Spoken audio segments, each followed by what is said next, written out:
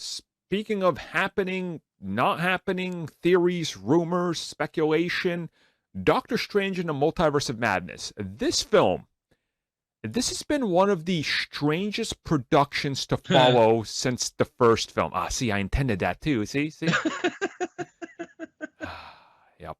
So, here's, ever since the first Doctor Strange, everything in regards to this film has been all over the place in the weirdest way possible. It's like, hey, Derrickson, are you coming back? Maybe. What's the second film about? Probably Nightmare, but I don't know. I'm back. I'm gone. Delay. New director. Delay.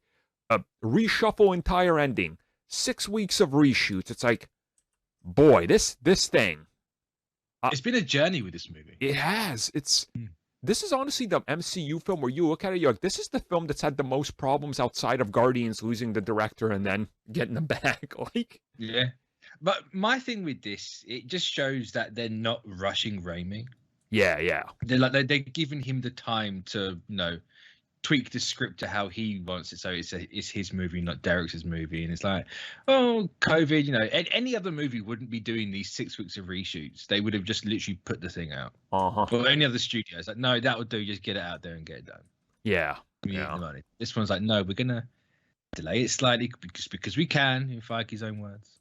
Yeah, because reshoot some stuff, get the CG done.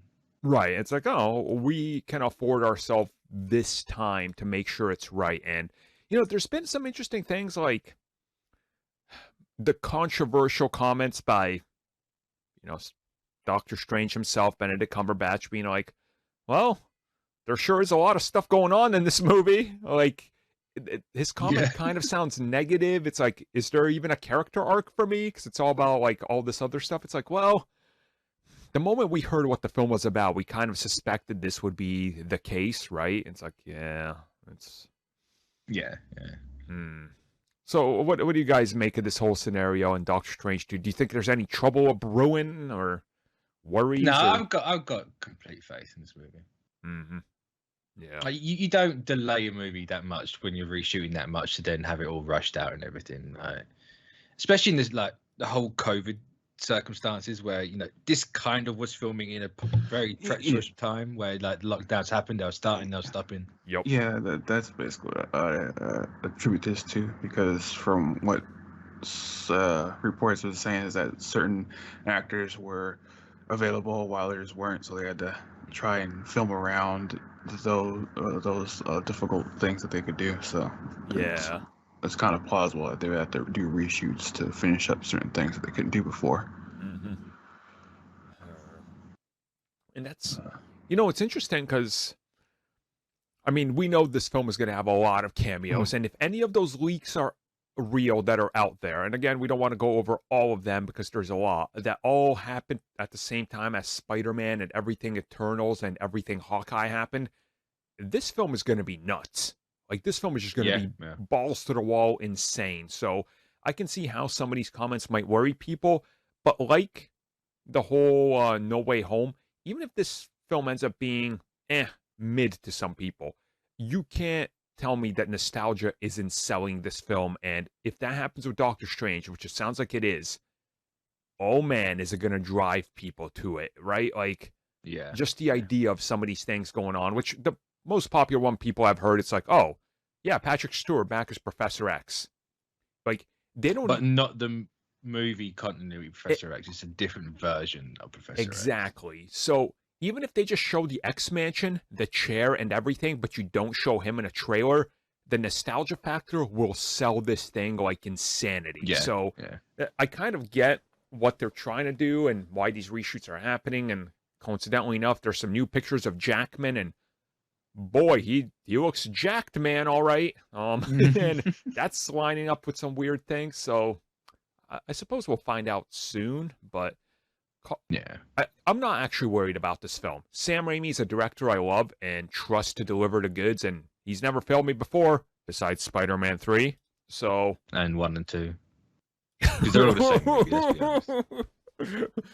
Mitch is like, come at me, bros. I don't give a crap. Yeah.